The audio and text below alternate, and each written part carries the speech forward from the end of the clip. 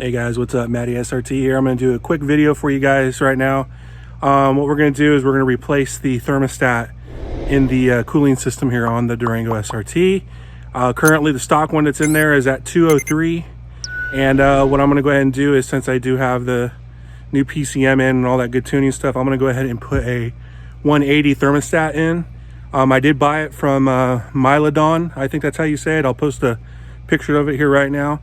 But that's the one I recommend. It's made in the USA. It runs about $25 plus shipping.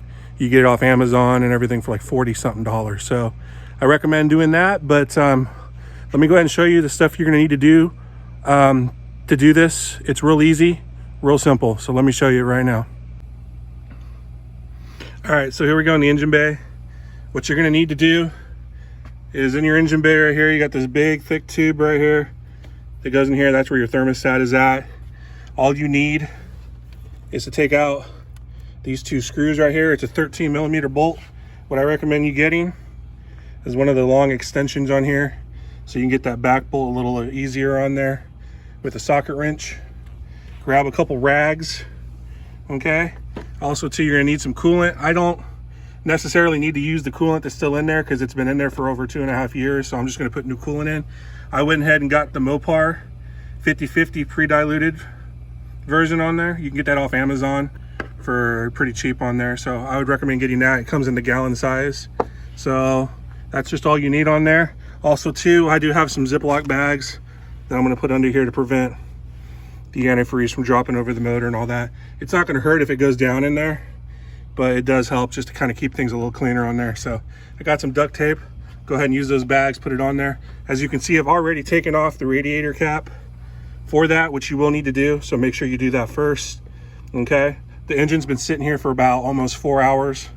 I did start it up for about 5 seconds earlier and revved it just to get the pump and get the old coolant out new, so it cool off faster.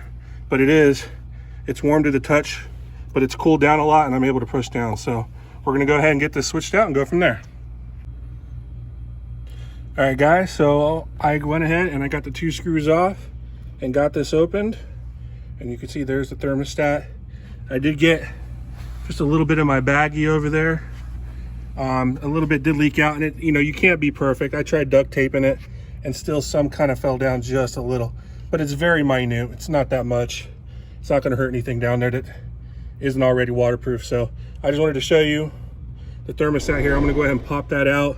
Sometimes these things just come right out, sometimes they don't. Yeah, and this one's gonna take a little work. So what I'm gonna do is just take a little screwdriver here and kind of leverage it against the car and pop it out. More fluid's probably gonna come out. Yeah, so let me do this with 2 hands, guys, and I'll be right back. All right, guys, so the screwdriver did pop it off just fine. As you can see there, I got it open, and a whole lot more came out. So just be aware that most of your liquid's gonna come out once you take that thermostat out of the hole right there, and be aware of that, okay?